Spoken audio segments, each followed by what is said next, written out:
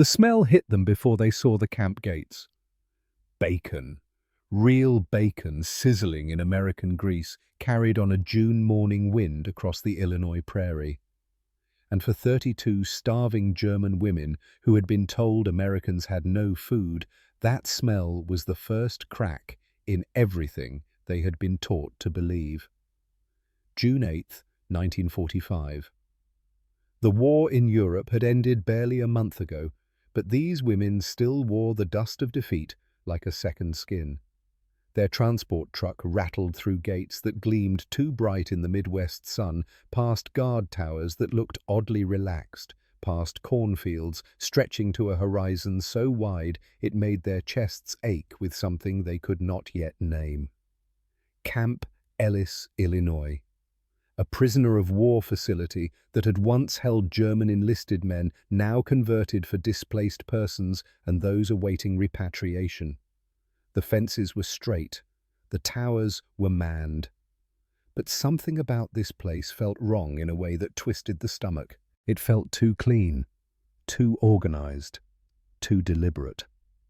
Margaret Hoffman sat in the back of that truck with her fingers locked around a pencil stub in her coat pocket. 28 years old. Dark hair plastered to her forehead with sweat. Former clerical worker from the Sudetenland Resettlement Office, which was just a polite name for the machinery that had moved people like chess pieces across maps drawn by men who never asked permission. She had typed the lists, copied the names, filed the orders. 3 carbons of everything. Never asking what the words meant, because asking meant knowing, and knowing meant complicity. The pencil was the last piece of that life, the last evidence she had been someone who recorded things who mattered in the small, terrible way that clerks matter when empires are sorting populations. The truck lurched to a stop. Dust settled. Through the canvas opening, Margaret could see an American flag snapping in the wind, its colors so vivid they seemed almost offensive. Red and white and blue against a sky that had no right to be this clear after everything that had burned. A sergeant stood waiting, young, maybe 30, with the kind of Midwest face that looked like it had never seen anything worse than a failed harvest. He held a clipboard like it was a shield. The women climbed down. 32 of them, clerks, typists, radio assistants. Women who had spent the war in clean offices while others fed the machinery with blood. Their boots were scuffed. Their uniforms hung loose on frames that had forgotten what regular meals felt like. Sweat stained every crease. Dust turned their breath into whispers. But the terror they carried was pristine. The sergeant cleared his throat. His German was thick vowels bent by a country that had never tasted rye bread. All prisoners will undergo medical inspection. Remove your stockings and lift your skirts above the knee. The world stopped. Every woman froze at once, as if the order itself had reached into each of their throats and held them quiet. Someone behind Margaret inhaled sharply through her teeth. Another whispered something that sounded like a prayer swallowed halfway. It was not the command itself. It was what the command promised. For years they had been told what Americans would do to German women once the Wehrmacht fell. Shame before death. Humiliation before mercy. Stories whispered in bunkers and typed in offices and broadcast on radios that crackled with certainty. The Americans were animals. The Americans were starving. The Americans would take everything. And now this. A simple order spoken casually, as if asking them to step aside on a sidewalk. Margaret felt her heartbeat spike. Her fingers curled tighter around the pencil until the wood dug into her skin. That tiny hurt kept her anchored to herself, kept her from disappearing into the fear that threatened to swallow her whole. The sergeant stepped aside, gesturing toward a beige medical tent that sagged slightly in the heat. "Disease screening," he said. "Tropical fungus trench sores. You have walked too long. Do what is asked, and it goes quickly." He motioned again, impatience flickering like a twitch beneath his words. The tent flap opened. A woman emerged, an American officer, short-sleeved uniform pressed despite the heat, boots dusty from long hours, hair wound tightly in a knot that allowed not a single curl to escape, a stethoscope looped around her neck, eyes sharp enough to cut metal. Her name tag read, Anderson R.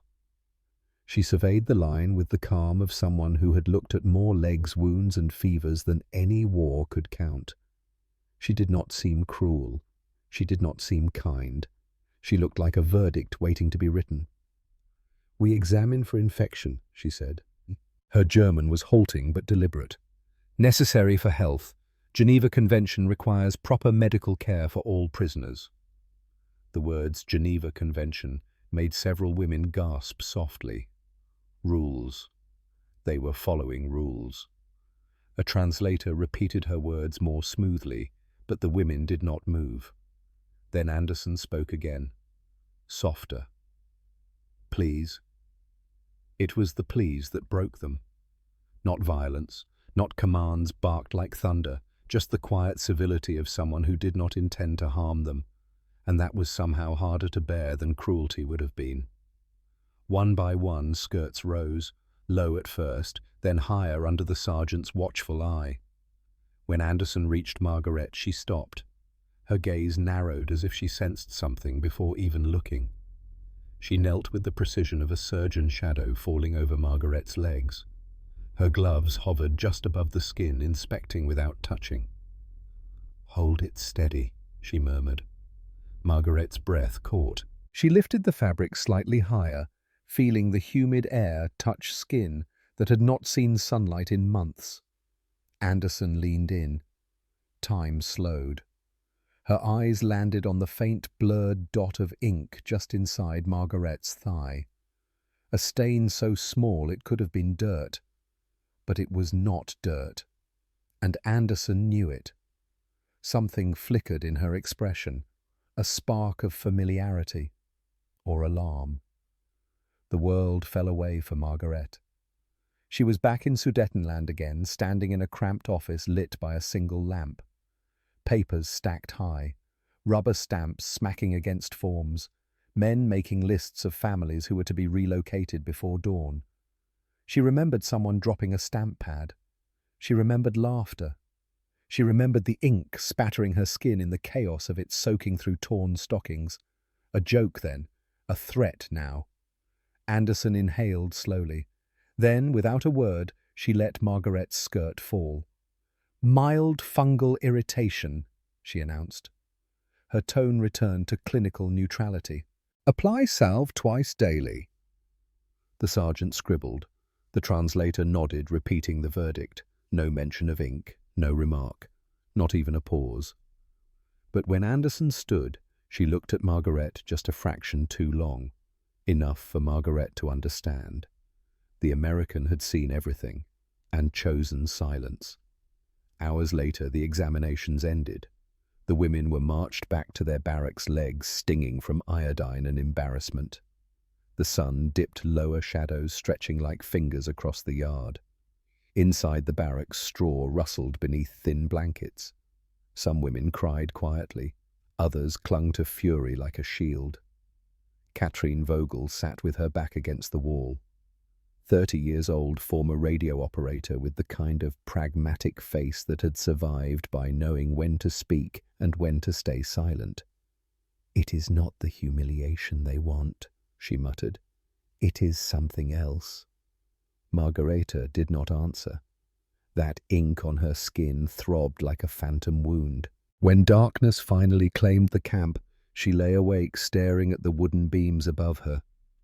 The barracks pulsed with the synchronized breathing of 31 women. Outside, the wind nudged the fence, making it creak like an old ship. Then she heard it. Soft footsteps. Pausing. Shifting. A shadow appeared at the high window, a silhouette framed by moonlight. Not a guard. Guards walked with purpose boots announcing their presence. This figure stood still, as if measuring the shapes of those sleeping inside. Margaret's pulse quickened. The shadow lingered, then slipped away. No alarm, no lantern, no voices raised in warning, just silence closing in around her like cold hands. She pressed her palm to her thigh where the ink lay hidden. Someone had followed her from the examination tent, someone who knew what that ink meant, someone who did not intend to let her walk quietly into the future. And Margaret realized with a slow, sinking clarity that the moment Anderson saw the ink, a second war had begun. One fought in shadows, one fought with secrets instead of rifles, one in which Margaret herself was the battlefield. But morning came with a smell that changed everything. 10 o'clock. The barracks doors opened, and a voice called out in broken German, "Breakfast! All prisoners to mess hall." The women exchanged glances. Breakfast. They had been fed watery soup on the transport, hard bread that tasted like sawdust. What could Americans possibly offer? They filed out into sunlight that felt too warm, too generous. Across the yard, the mess hall stood with its doors open wide. Smoke rose from chimneys. And that smell, bacon. The line formed slowly, women shuffling forward with the hesitation of people who had learned not to trust good things. Margaret stood between Catherine and a younger woman whose name she had not yet learned. The serving line stretched before them, and what lay behind that counter made Margaret's knees go weak. Bacon, scrambled eggs, white toast, butter, orange juice, coffee, canned peaches glistening in their own syrup. The tray felt heavy in Margaret's hands, heavier than it should, more food than she had seen in a year, maybe longer. The bacon alone, 3 thick strips of it still sizzling with grease that caught the fluorescent light. A young soldier stood behind the counter, freckled face, nervous hands. Private Eddie Hayes' name tag read, Alabama accent. He kept dropping the ladle, fumbling with the serving spoons. When Margaret reached him, he added an extra slice of bacon to her plate. "You look like you could use it, ma'am," he said softly. He called her ma'am, like she was a person, like the war had not just named her enemy. Margareta flinched. Kindness was more terrifying than cruelty because cruelty made sense. She carried her tray to a long wooden table, sat, stared at the food. Catherine beside her whispered, "Do not cry. They will think we are weak." But Margaret could not help it. She lifted the bacon, brought it to her lips, bit down, salt, fat, smoke. The flavor exploded in her mouth like something her body had forgotten was possible, rich and overwhelming and utterly devastatingly real. Tears came. She could not stop them. They rolled down her cheeks while she chewed, while she swallowed, while she reached for the second piece because her stomach did not care about pride or politics or the fact that this generosity made no sense. "They told us Americans would be eating grass by now," Catherine whispered. "They lied about everything." Margareta wiped her eyes with the back of her hand, looked down at her plate, at the butter melting into toast, at the peaches waiting in their small bowl, at the coffee steaming in a ceramic mug that had the United States Army seal stamped on its side. "How do you hate people who feed you like this?" she whispered back. Catherine had no answer. Across the mess hall, Sergeant Jim Caldwell stood watching. 25-years-old translator and guard, former journalist for the Chicago Tribune before the war, pulled him into a uniform he still wore awkwardly. Too earnest for this work. Still said ma'am and sir, like his mother had beaten the manners into him. Captain Anderson appeared beside him, clipboard in hand. "Sergeant, is it true they were told we had no food?" Caldwell asked. Anderson nodded. "German propaganda said we were starving, that they would win because we were weak." Caldwell looked at the bacon on his own breakfast plate, then back at the women eating with the desperate focus of people who had been hungry for too long. "How do you fight people who will lie about something this simple?" he asked. Anderson's voice was quiet. "You do not fight them, Sergeant. You feed them, and you show them the truth." She walked away before he could respond, but her words lingered in the air like smoke. Margaret finished her breakfast. Every bite, even scraped the plate clean of grease because wasting food felt like a sin she could not afford. When she stood to leave, her legs felt steadier, her stomach felt full, but her mind felt more confused than ever, because the propaganda had been clear. Americans were monsters. Americans were cruel. Americans would make them suffer. But Americans had given her bacon and butter and called her Mom, which meant someone had lied. And if they had lied about breakfast, what else had been a lie? That question followed her back to the barracks, followed her through the afternoon heat, followed her into the night when she lay on her bunk and felt the ink on her thigh burn with new urgency. Because if Americans were not monsters, then maybe the lists she had copied meant something different than she had believed. Maybe the black diagonal marks beside certain names were not condemnations but something else entirely. Maybe the war was more complicated than the propaganda allowed. And maybe that complexity was exactly why someone had been watching her through the window last night. That evening, something extraordinary happened. Through the barracks window, Margaret saw guards organizing something in the yard. A radio was brought out crackling to life with static before a voice emerged, smooth, excited American. "And it's a beautiful day here at Wrigley Field for this Cubs and Cardinals matchup. Baseball." They were playing baseball on the radio. Some guards tossed a ball back and forth laughing. One of them, Tommy Morrison, who worked as a guard, called out to the prisoners watching through windows, "You ladies want to learn America's game?" Most women shrank back, but curiosity was stronger than fear for a few. Margaret found herself drawn outside, standing at the edge of the yard with Katrin. "3 strikes, you're out," Tommy explained in broken German. "Home run means you circle all the bases and score."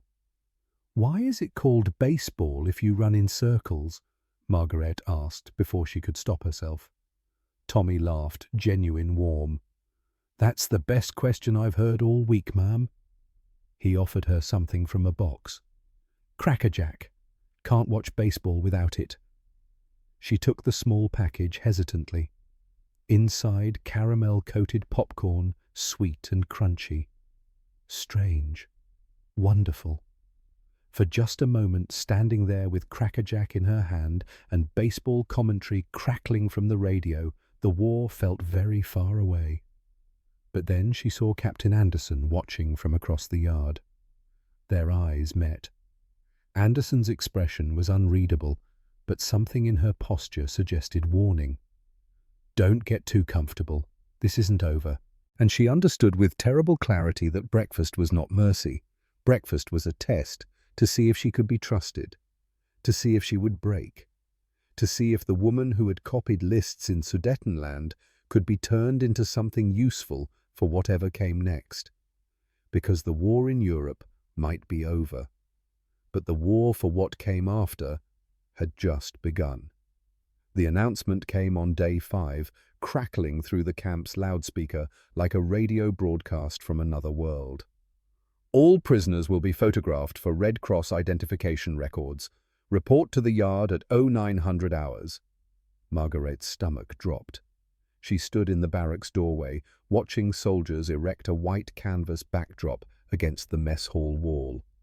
A camera on a wooden tripod stood before it, like a 3-legged judge, its glass eye catching the morning sun. "It's just a photograph," Katrin whispered beside her, but her voice carried no conviction. Margaret touched her left thigh through her skirt. The ink mark felt like it was burning again, though she knew that was impossible. Psychosomatic Captain Anderson would call it. A phantom pain from a wound that existed only in her mind. But the danger was real. What if the angle catches it? What if someone enlarges the photograph and sees the blur? By 9 o'clock, 32 women stood in a ragged line beneath the merciless Illinois sun. The photographer, a corporal with a sunburned face and an expression of profound boredom, adjusted his equipment with the mechanical efficiency of someone who'd photographed 1,000 prisoners and couldn't tell one from another. "Next," he called. The woman in front of Margaret stepped forward into the harsh rectangle of light. Flash. The bulb exploded like a grenade of pure white. The woman flinched, blinking away after images. "Next." Margaret's turn. Her legs carried her forward, though every instinct screamed to run. The white backdrop seemed to glow with accusation. She stood where the corporal pointed hands clasped in front of her, trying to keep them from shaking. "Look at the camera," the corporal said in bored English. She raised her eyes to the lens. For one terrible moment she felt completely exposed, naked down to her secret, stripped of every defense. Flash! The world turned white. Margaret stumbled backward, vision swimming with purple spots. The corporal waved her away without looking up. "Next." But as Margaret returned to the line, she noticed something that made her blood run cold. Sergeant Caldwell stood behind the photographer, pretending to organize film canisters in a wooden crate. But his eyes weren't on the film. They were on her, tracking her movement with the focused intensity of a hunting dog that had caught a scent. He wasn't confused anymore. That hesitation from the medical tent was gone. Now he looked purposeful, determined. He knows something, Margareta realized, and he's waiting for me to confirm it. The evening brought chaos. Margaret was lying on her bunk, trying to read a battered German Bible someone had left in the barracks when shouting erupted from outside. She sat up, heart already pounding before her mind could process the words. "Found him behind the infirmary. Unconscious, blunt trauma to the skull. Get the medic now." Women rushed to the windows.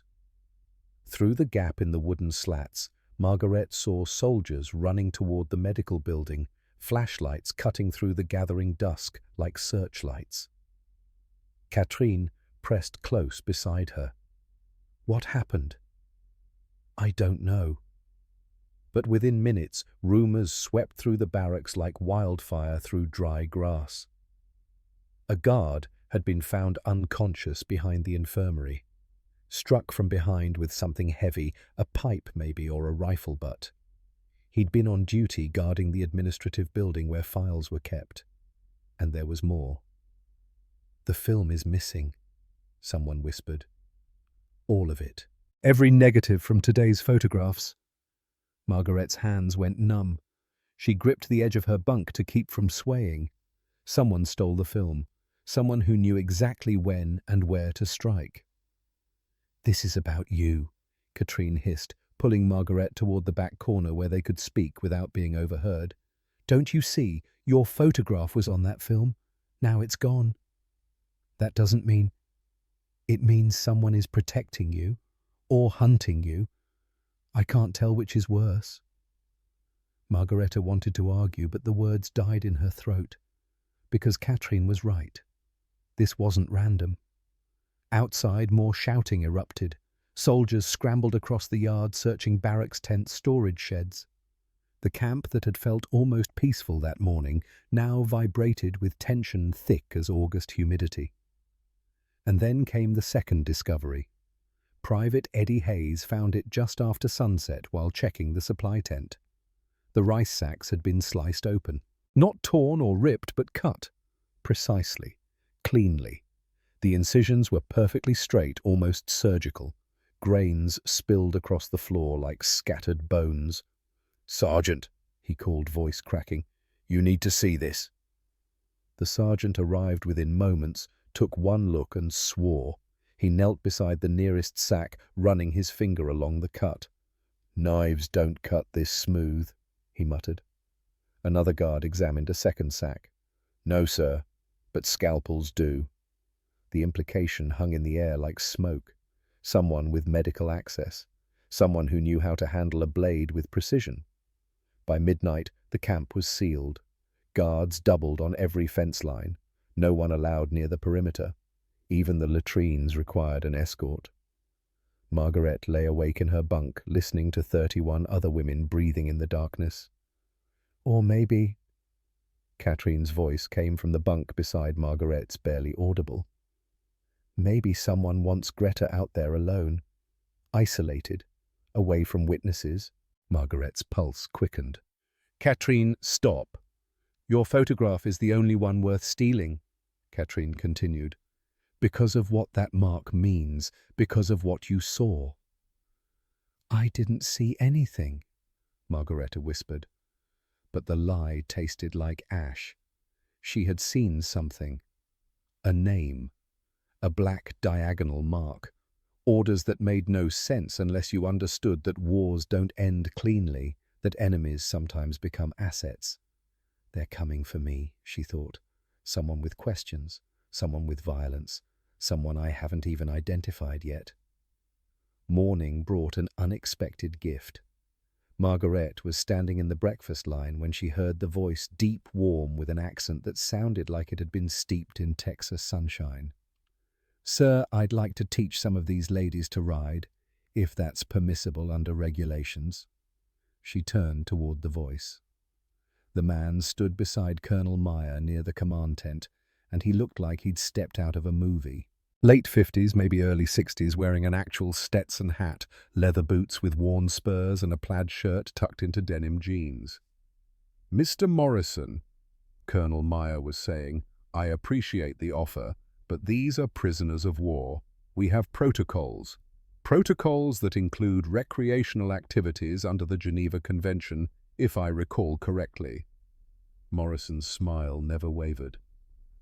I'm not suggesting anything improper, Colonel. Just thought these folks could use a taste of normal American hospitality. Meyer hesitated. You'd need guards present. Of course. And you'd be liable for any injuries. I've been teaching folks to ride for 40 years, Colonel. Haven't lost one yet. Meyer sighed. Fine. But only volunteers. And only with Captain Anderson's medical approval. Morrison tipped his hat. Much obliged, sir. An hour later, Margareta found herself standing beside a horse for the first time in her life. The mare was chestnut-coloured, with a white blaze running down her face and eyes that seemed impossibly large and gentle. This here's Lady, Morrison said, turning to Margaret with that same easy smile. Sergeant Caldwell stood nearby, translating. She's patient with beginners, won't spook easy. You scared of horses, ma'am? Margaret nodded mutely. Well, that's understandable. They're big creatures. But I'll tell you a secret. Morrison leaned in conspiratorially. She's more scared of you than you are of her. Here.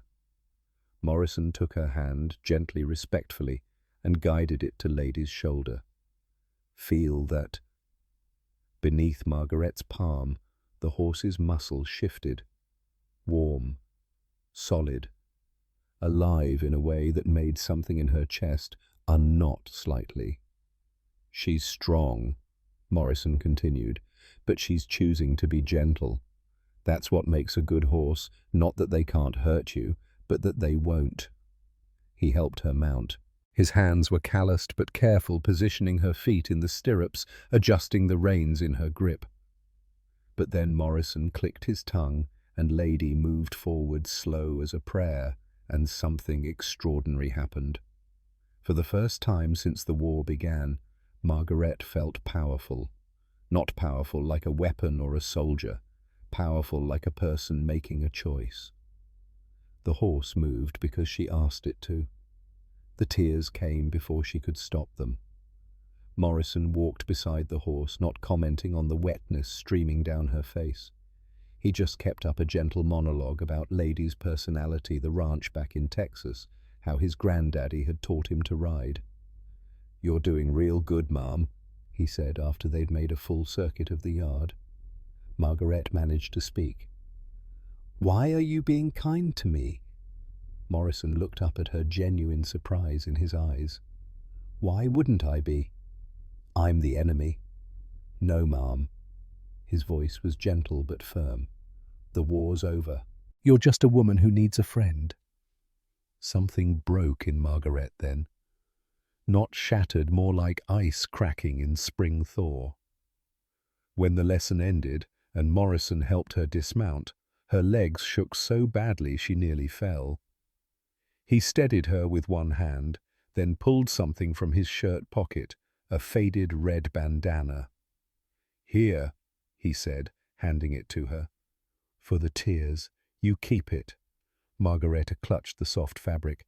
I can't. Sure you can. I got a dozen more at home. He tipped his hat. Same time tomorrow. Margaret nodded, not trusting her voice. As she walked back toward the barracks, Katrine fell into step beside her. What just happened? I rode a horse. Margareta pulled out something else Morrison had pressed into her hand, a small glass bottle with a metal cap. Root beer, he'd called it, homemade from a family recipe. I don't know, Margaret admitted. She uncapped the bottle, took a cautious sip. Sweet, fizzy, strange and utterly American. But Katrine, how do you hate people who teach you to ride horses and share family recipes? Katrine had no answer. That evening, Morrison sat on the porch of his brother's house and told Tommy about the lesson. These women aren't monsters, Carl Morrison said, watching the sun set over the Illinois prairie. They're just scared. Tommy leaned against the porch railing. The brass says some of them worked for the Reich government. Maybe worse. Maybe. Carl didn't sound convinced. But my daddy always said, you can't unring a bell, but you can teach a person a new song. Carl gestured toward the camp in the distance. Those women are learning America's song. Bacon for breakfast. Baseball on the radio. Horses to ride. That's how you win a real war, not with bullets, but by showing people there's something better. You think it'll work? I think that woman cried while she was riding, not from fear, from feeling free for the first time in years. Carl took another drink. If that's not winning, I don't know what is. Inside the camp, Margaret lay in her bunk holding Morrison's bandana. Is this what peace feels like? If so, it was more terrifying than war had ever been, because peace meant hope, and hope could break you worse than any bomb. Day 7 arrived with the weight of inevitability. Hoffman Margareta, report to command tent immediately. Every woman in the room turned to look at her. 31 pairs of eyes, some sympathetic, some fearful. Katrine grabbed her wrist. Don't tell them anything, no matter what they promise, no matter what they threaten. Margaret nodded and followed the 2 guards across the yard. The command tent smelled of canvas coffee and leather. Colonel Meyer stood behind his desk. Beside him stood 2 figures that made Margaret's stomach drop. Captain Ruth Anderson, arms crossed, face carefully neutral, and Captain Frank Richter. He was younger than Margaret expected, perhaps 40, lean and intense, with wire-rimmed glasses that caught the light like chips of ice. Miss Hoffman, Meyer said, gesturing to a wooden chair. Please sit. Richter pulled out a folder, her file, and laid it on the desk with careful precision. Your file indicates you worked in civilian administration, Sudetenland, 1943 to 1944. Is that correct? His German was nearly perfect. Yes, Margaret managed. Clerical duties, copying documents. Yes. Population movement records, relocation lists, that sort of thing. Her hands were sweating. I copied whatever was given to me. Of course. Richter pulled out a photograph, not of her, of a document, enlarged, grainy, a black diagonal mark crossing a column of typed names. He slid it across the desk. Do you recognize this symbol? Margaret's heart stopped. I... Office stamps. There were many marks. Miss Hoffman. Richter leaned forward, removing his glasses to polish them. The gesture was somehow more threatening than if he'd shouted. This particular mark indicated assets designated for Allied extraction. Very few people saw these lists. He replaced his glasses, eyes boring into hers. And only one person I'm looking for has a matching ink stain on her thigh. The air left Margaret's lungs. "I don't understand," she whispered. "I think you do." Richter's voice softened. "Miss Hoffman, let me be very clear. You are not in trouble. We need your help." That was somehow worse than threats. The man whose name was on that list, we extracted him in March 1945.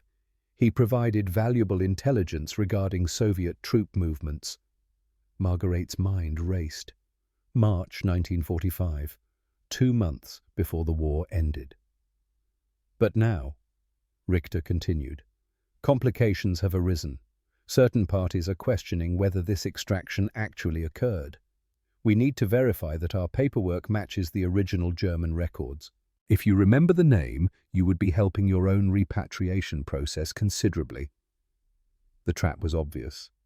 If she gave him the name, she became proof, evidence that could be eliminated. If she claimed not to remember, she became suspicious. "Captain," she said carefully, "I copied hundreds of names. I can't possibly remember one specific." Richter's hand slammed down on the desk. The violence made her flinch, made Anderson step forward. "Don't," Richter said, each word clipped, "play stupid with me." "Captain," Colonel Meyer's voice cut through. "That's enough." Richter straightened. "You have 48 hours to remember Miss Hoffman. Think very carefully." "She's medically unstable," Anderson said. "This should be postponed." "Your objection is noted, Captain Anderson, but this is CIC business. You're dismissed." Anderson's jaw clenched, but she was still a soldier. "Yes, sir." She turned sharply and left, but not before her eyes met Margaretta's. "Don't tell him anything." The guards escorted Margaret back to the barracks in silence. Catherine was waiting. "What did he want?" "The name. He wants the name from the list." "Did you tell him?" "I said I didn't remember." "Good." But Catherine's face was grim. "We need to talk. Somewhere private." They waited until evening before slipping outside to the latrine area. Catherine checked over both shoulders. "There are men here, former SD and Gestapo. Not all of them admitted what they were." Ice flooded Margaretta's veins. "How do you know?" "Because yesterday 2 of them approached me." Catherine's voice shook. "They asked about Sudetenland clerks, about relocation lists, about black diagonal marks." The world tilted. "They specifically asked about you," Catherine continued. "Not by name yet, but they described your age, your background." "What did you tell them?" "Nothing. But Greta," Catherine grabbed her shoulders, "they know someone from that office is here. Once they're sure, they'll make their move." "Why do they care?" "Because those lists proved German officers collaborated with Americans. If that becomes public, it destroys the clean Wehrmacht myth. These men need that secret buried, along with anyone who knows it." "Yes." Margareta leaned back against the wall. "So I have someone wanting to use me, and someone wanting me dead. And probably someone else we haven't identified yet. 3 hunters, all circling the same prey. What do I do?" Catherine pulled her into a fierce hug. "You survive until repatriation. Trust no one." She paused. "Except maybe Anderson." The second riding lesson came the next morning. Morrison was waiting by Lady's paddock, but when Margaret got close, she saw his eyes weren't smiling. They were concerned. "Mom," he said quietly, "you look troubled." She didn't answer. Morrison adjusted her stirrups in silence, then began walking Lady in slow circles. The motion was soothing. After several minutes, he spoke. "My brother says there's been tension in camp. Guard hurt, supplies damaged." Margaret's hands tightened on the reins. Lady tossed her head slightly. "Easy," Morrison murmured. "I don't know what you're mixed up in, ma'am. Don't need to know. But—" He pulled out a folded piece of paper. "This is my ranch address in Texas. If you ever make it back to Germany and need help, write me." Margareta stared at the careful handwriting. Her vision blurred, but she blinked the tears back. She'd cried enough on horseback. "I don't understand. You don't even know me." Morrison adjusted his hat. "Friendship don't require a resume, ma'am. Just two people deciding to be decent to each other." He paused.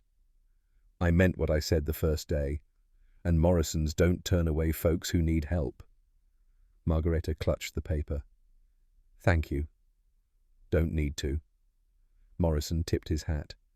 "Just remember, there's always somewhere to run if you need to." That afternoon, Captain Anderson found Margaret in the barracks. "Walk with me," Anderson said. "Not a request." They walked to the medical tent. Anderson closed the flap, checked the corners, then turned with grim determination.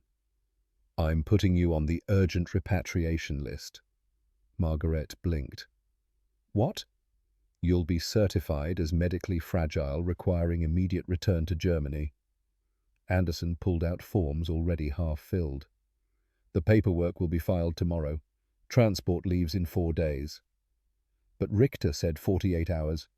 Richter doesn't control repatriation. I do through medical recommendations." Anderson's voice was steel. "Once filed, he can't reverse it without questions about CIC interfering with Geneva Convention protocols." "He'll try anyway."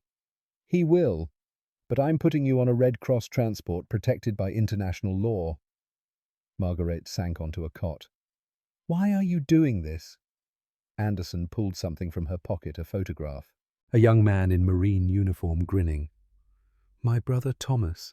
He died at Okinawa, April 1945. He was 23. She sat beside Margaret. "His last letter said, 'Ruthie, we're not just destroying fascism. We're building something better. A world where justice matters more than revenge.'" Her voice cracked. "If I let Richter disappear you, or stand by while those men kill you, what did Thomas die for?" "I'm not innocent," Margaret whispered. "I copied those lists." "You were a clerk." Anderson cut her off. "Following orders.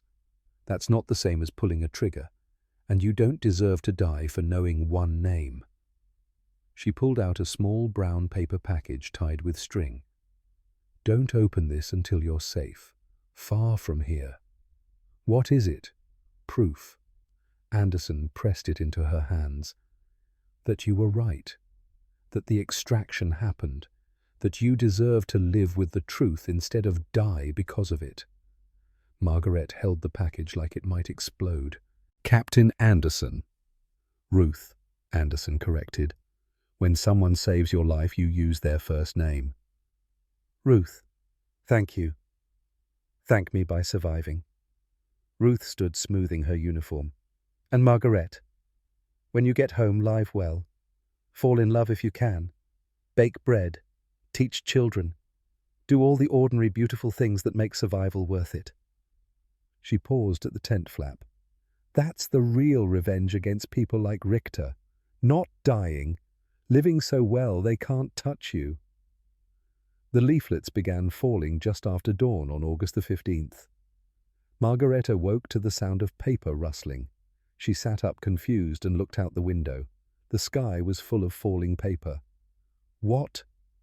Someone started. Then a guard's voice. "Japan has surrendered. The war is over." For a moment, no one moved. 32 women frozen, processing impossible words. Then Katrine scrambled to the door and flung it open. Leaflets drifted down like snow. She grabbed one. "Read aloud. Japan surrenders unconditionally.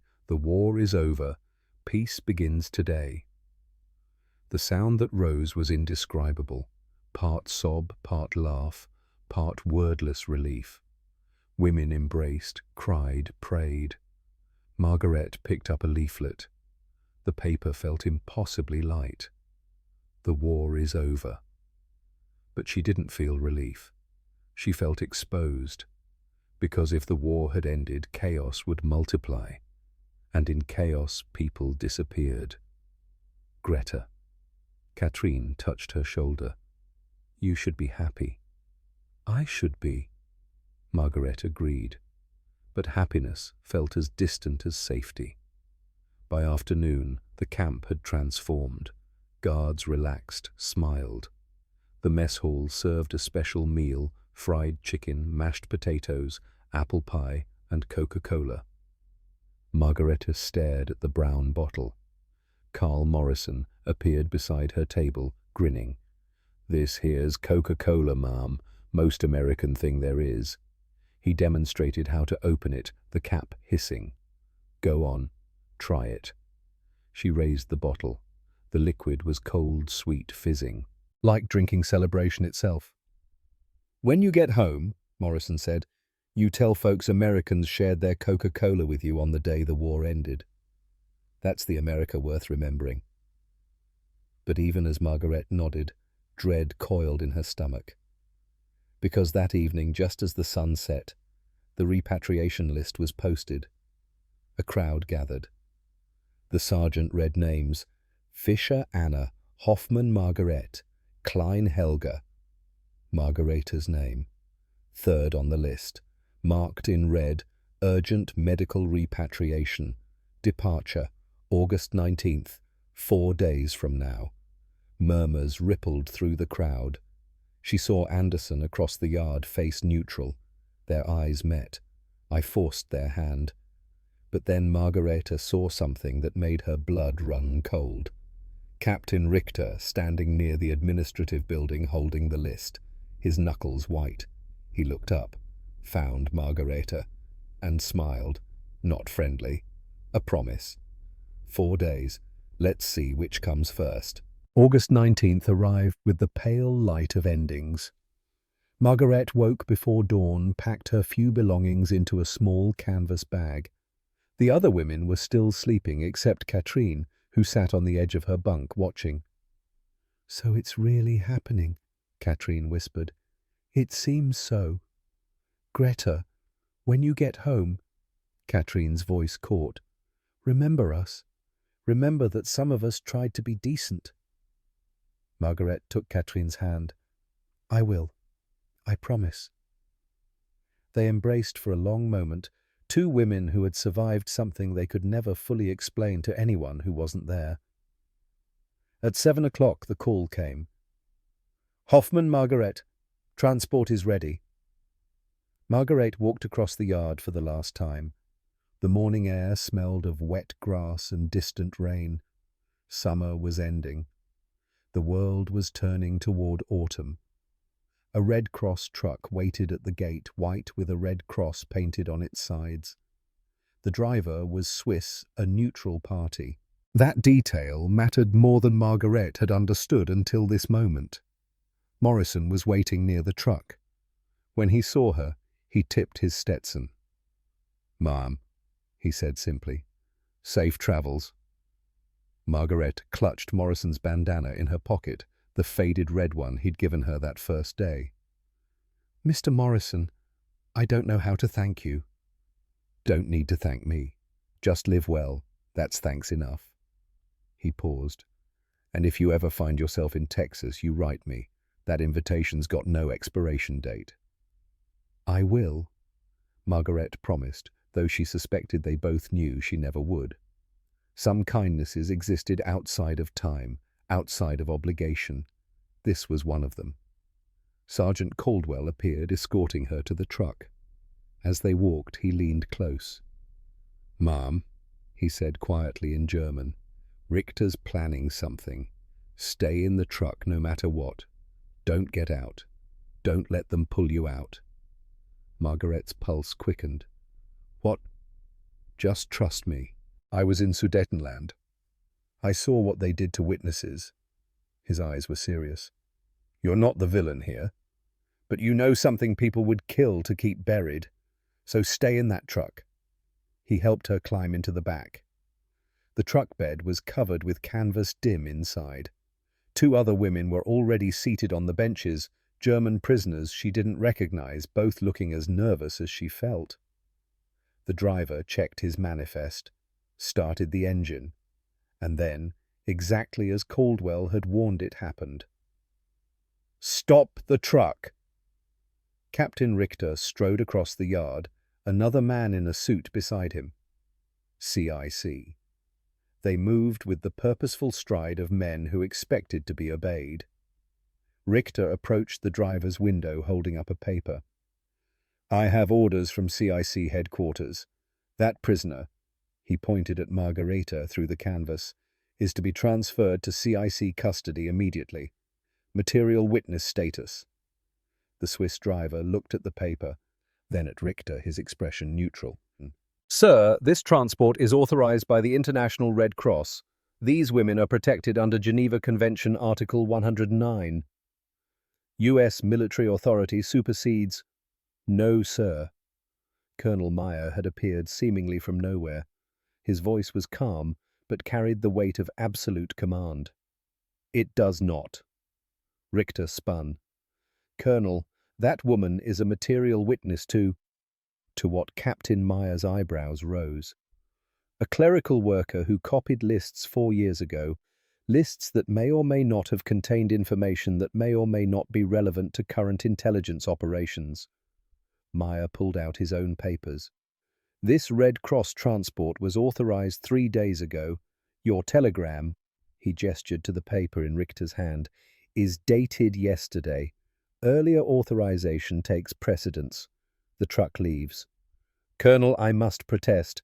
Your protest is noted, but these women are under Geneva Convention protection, and this camp will not violate international law. Meyer's voice hardened. Not on my watch. Richter's face darkened. His hand moved toward his sidearm, not drawing it, but resting on the holster in a gesture that was pure threat. The yard went silent. And then, Carl Morrison stepped forward. He didn't say anything, didn't draw a weapon, just stepped forward and stood next to Meyer, his weathered rancher's frame solid as an oak tree, his eyes locked on Richter. Tommy Morrison appeared on the other side, then 2 more guards, then Caldwell, 5 men standing between Richter and the truck. Not an army, just Americans who had decided enough was enough. Richter looked at them, looked at the truck, calculated odds that suddenly weren't in his favor. His hand left his holster. This isn't over, Miss Hoffman, he called toward the truck. CIC has offices in Hamburg, in Munich. Wherever you run, we'll find you. From inside the truck, Margareta found her voice. It came out steadier than she expected. Then you'll find a woman who knows how to stay quiet, Captain. I learned that in Sudetenland. For the first time, uncertainty flickered across Richter's face. Because a witness who knew when to speak and when to stay silent was more dangerous than one who talked. Meyer nodded to the driver. Proceed. The engine rumbled. The truck began to move. Margareta looked back through the canvas opening, saw Morrison tip his hat one last time, saw Meyer's rigid military bearing, saw Caldwell watching with those serious journalists' eyes, and saw Anderson standing alone near the medical tent, hand raised in a slight wave that might have been goodbye or might have been benediction. The truck passed through the gate. Camp Ellis fell behind. Illinois prairie opened before them, cornfields stretching to horizons that suddenly felt possible again. One of the other women in the truck exhaled shakily. What just happened? Margaret clutched the brown paper package Anderson had given her. Something I don't think I'll ever fully understand. The truck drove south, toward ships, toward the Atlantic, toward home. 2 weeks later, somewhere in the middle of the Atlantic Ocean, Margaret stood on the deck of a transport ship converted for repatriation. The sea stretched endless in every direction, grey and cold and indifferent to the wars of men. She was alone. This felt important. She pulled out the brown paper package, its string softened by humidity and handling. For 2 weeks she'd carried it unopened, feeling its weight like a talisman against the fear that still lived in her chest. Now, with nothing but ocean around her and no one to watch, she untied the string. 3 items inside. First, a photostat copy of a list. Her own handwriting from 1943, achingly familiar. Names in neat columns, dates, locations. And there, in the 3rd column, one name marked with a thick black diagonal slash. The name itself had been redacted in the photostat, blacked out, but the mark remained. Proof that she had been right. Proof that it had happened. Second, a photograph. Her Camp Ellis identification photo, the one supposedly stolen. But Anderson had kept it. On the back, in Anderson's precise handwriting, proof you existed, proof you mattered, R.A. Third, a letter, 3 pages in Anderson's hand. Margaret sat on a coiled rope and read Margaret. By the time you read this, you'll be far from Camp Ellis. I hope you're safe. I hope the ocean air is clearing your lungs of Illinois dust.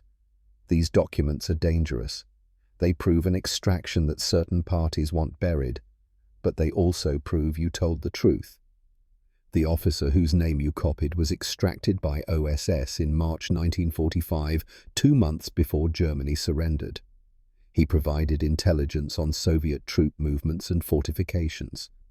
In exchange, he was given a new identity in Argentina. His file is classified at the highest level. Your list is the only remaining proof of the original arrangement. I kept these because CIC would have buried them in a file that would accidentally burn. The Germans would have destroyed them to maintain the fiction of the clean Wehrmacht, and the truth deserved better than fire or filing cabinets. You survived because I chose to protect you over my orders. I don't regret it. I think Thomas would have understood he believed in people, not just principles. I'm including your photograph so you'll remember someone once thought you were worth hunting, which means you were worth saving. What you do with this information is your choice now. You can burn these pages. You can keep them hidden. You can someday, when the world is ready, tell the truth. I won't tell you which is right. That's not for me to decide. But I will tell you this. The bacon breakfast was my idea. I figured if we were going to follow the Geneva Convention, we should do it right. Make them understand that American values aren't just words in a treaty, they're bacon on a plate and kindness when cruelty would be easier. Thomas believed we were building something better than what we were tearing down. Some days I think he was naive. Other days I think he was the only one who understood what we were fighting for. Live well, Margaret. Fall in love if you can. Bake bread. Teach children. Laugh often. These ordinary things are the revenge against people who wanted you erased. They're also the point of everything we did. Yours in defiance of easy answers. Captain Ruth Anderson, United States Army Nurse Corps, P.S. If you ever doubt whether you did enough during the war, remember this. You recorded names when others wanted them erased. You survived when survival wasn't guaranteed. You chose silence when speech would have killed you. These are not small things. Margaret read the letter 3 times. Then she folded it carefully and looked at the documents. She could throw them overboard right now. Let the Atlantic swallow these secrets, live quietly, safely, or she could keep them. Carry the weight of history in her coat lining. Let the next generation decide what to do with truth. The ship rocked gently. Waves hissed against the hull. Margaret pulled out Morrison's bandana, faded red soft from washing, smelling faintly of horse and Texas dust. She laid the documents on it, folded the bandana around them carefully, drew needle and thread from her pocket and began sewing the bundle into the lining of her coat, not hiding it, not revealing it, just keeping it safe until she understood what it meant to her. The woman who had copied lists in Sudetenland had been following orders. The woman sewing secrets into her coat lining was choosing her own path. That felt like the difference between war and peace. The city was ruins pretending to be functional. Buildings stood like broken teeth. Rubble filled streets. Women with hollow eyes dug through debris looking for anything useful, a pot, a shoe, a photo album. Margareta stepped off the ship into this grey world and felt the weight of survival settle on her shoulders. She had 20 Reichsmarks, a change of clothes, and a ration card. The Red Cross official who processed her asked where she would go. "My brother is in Munich," she said. "If he's alive?" "Good luck, Fräulein." She walked into the devastated city coat, heavy with secrets sewn into its lining, Morrison's bandana hidden against her heart. The war was over, but the question of what came next had only just begun. 7 years had passed like water, sometimes swift, sometimes slow, but always moving forward. Margaret, now 35, American citizen bookkeeper at a Polish bakery on the south side, stood in her small apartment above the shop. The windows were open to let in the July heat. Somewhere below, children played stickball in the alley, their shouts mixing with Polish and English in the particular music of immigrant Chicago. On her kitchen table sat a cardboard box that had arrived yesterday, forwarded through 3 addresses before finding her. Postmarked Austin, Texas. She knew before opening it. Had known since the day the notification came last year, Carl Morrison Rancher died peacefully, November 1951, age 71, cancer. His family had found her address among his effects, found letters she'd written, careful, grateful letters about her life in Chicago, about learning English, about the job at the bakery. Letters that said thank you, without ever quite explaining what for. Now his family had sent her something. Margaret opened the box. Inside, Carl Morrison's Stetson hat, battered and sweat-stained and perfect. A final letter in his shaky handwriting dated October 1951. Dear Greta, if you're reading this, I'm gone. Don't be sad.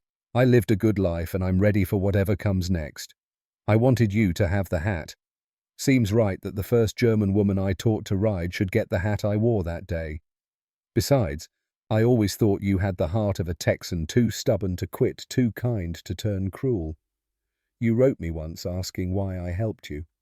I've been thinking about that question for 7 years. Here's what I figured out. My granddaddy fought Germans in the First War. Came home different, quiet, haunted. But before he died, he told me something I never forgot. He said, "Carl, I killed men who looked just like my neighbors. They had wives and kids and farms. The only difference was which flag we were born under. Don't ever think war makes sense. It doesn't. All we can do is be decent when we get the chance. You were my chance to be decent. That's all. Live well, Greta. And if you ever find yourself in Texas again, go see Lady's grave. She's buried under the oak tree by the south paddock. I put your bandana." "Well, my bandana I gave you, wait, you kept that, didn't you?" "Never mind. I put a marker there that says, 'Lady Gentlehorse who taught kindness to strangers.' That's true for you too. You taught this old rancher that the war doesn't have to win, that people can be bigger than the history that tries to break them. Thank you for that. Your friend, Carl Morrison." Margarete sat holding the hat, tears streaming down her face for the first time in years. A knock at the door. She wiped her eyes. "Aunt Greta." A child's voice. "Are you home?" She opened the door.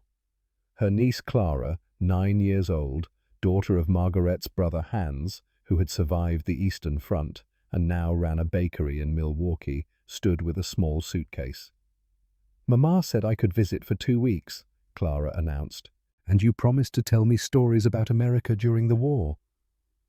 Margaret looked at this bright-eyed child, who had never known hunger, never known fear, never known what it meant to be enemy. "Come in," she said. "I'll make us tea. And yes, I'll tell you stories." They sat at the kitchen table. Clara examined Morrison's Stetson with fascination. "Is this from a real cowboy? The realest one I ever met. Did he ride horses and catch bad guys?" Margaret smiled. "He rode horses and taught scared German prisoners how to be free again, which is a different kind of catching bad guys, I think." Clara's eyes went wide. "You rode a horse?" "I did. A mare named Lady. And I cried the whole time because I'd forgotten what it felt like to have power over anything, even just which direction a horse walked." "Why were you scared?" Margareta looked at this innocent child and felt the weight of the secrets sewn into her coat, hanging in the closet. "Because the world had been cruel for so long, Clara. And when someone is kind after years of cruelty, you don't know if it's real or if it's another trap." But it was real. It was real. Clara played with the hat brim. "Aunt Greta, when I grow up, will you tell me the whole story? The one you're not telling me now?" Margaret's breath caught. "How did you know there was more?" "Because you get sad when you think I'm not looking, and you touch your coat sometimes like it's hiding something." Children saw everything. Margaret had forgotten that. "When you turn 21, Margaret said slowly, "I'll tell you everything, the whole truth, and then you can decide what to do with it." "Decide what?" "Whether truth or peace matters more, whether secrets should stay buried or be brought to light, whether one woman's life is worth protecting a complicated history." Clara frowned, not understanding. "That's too big for me." "I know. That's why you have to be 21 first." They drank tea. Margaret told Clara the safe stories about bacon breakfasts and baseball games, and a Texas rancher who taught kindness on horseback. She didn't tell her about Richter's threats, or Anderson's sacrifice, or the documents sewn into coat lining. Not yet. But someday. When Clara was old enough to carry the weight of complicated truths, when she could understand that sometimes the most American thing you could do was choose mercy over revenge, even when revenge would be easier. 7 years to the day after Japan surrendered, Margaret and Clara walked through the park where a monument listed names of Chicago soldiers killed in the war. The granite was still relatively new, installed just 2 years ago. Clara read names aloud, practicing her reading. James Miller, Robert Kowalski, Thomas Anderson. Margareta stopped. "Read that one again." "Thomas Anderson." There it was, carved in stone. CPL Thomas Anderson, USMC Okinawa, 1945. "Did you know him?" Clara asked. "No, but I knew his sister. She saved my life." "How?" "By choosing me over her orders. By deciding that one German clerk was worth more than her military career." Margareta touched the stone, feeling the carved letters under her fingertips. "She did it because of him. Because he believed America should be better than its enemies. Not just stronger, better." Clara was quiet for a moment. Then, was he right? Margaret thought about bacon breakfasts and Geneva Convention protocols, about Morrison teaching her to ride, about Caldwell protecting her from SS men, about Meyer standing up to CIC, about Anderson giving up everything. "Sometimes," she said. "Not always, but sometimes, and maybe that's enough." They walked on, bought hot dogs from a street vendor, American food immigrant city simple pleasure. Clara got mustard on her chin. Margaret wiped it off, laughing. "Aunt Greta," Clara said between bites, "are you happy?" Margaret looked around, at the Chicago skyline, at the lake in the distance, at children playing and couples walking and the ordinary beautiful chaos of peacetime. She touched her thigh through her dress where the ink mark had faded to almost nothing, a ghost of a threat that didn't matter anymore. "Yes," she said. But happiness and truth are not always the same thing. What does that mean? It means I'm alive. I'm free. I have you and your father, and a job I don't hate, and a city that gave me a second chance. She paused. But I'm also carrying secrets that could hurt people, truth that might matter or might just cause pain. So which do you choose? I don't know yet. That's what I'll teach you when you're older, how to live with questions that don't have easy answers. Clara considered this seriously. That sounds hard. It is. But it's also what it means to be human. They finished their hot dogs. The sun was setting over Chicago, turning the lake to copper. Margaret thought about the documents in her coat, about Clara turning 21 in 12 years, about whether the girl would choose to reveal the truth or keep it buried. But that was a decision for 1964. Today, in 1952, Margareta was alive, in America, eating hot dogs with her niece. And she had learned finally that survival wasn't nothing. It was everything.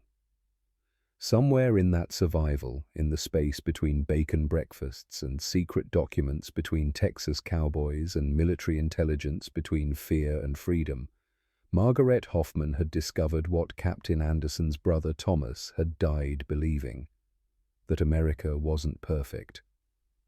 But it could be decent, and decent was enough to build a life on.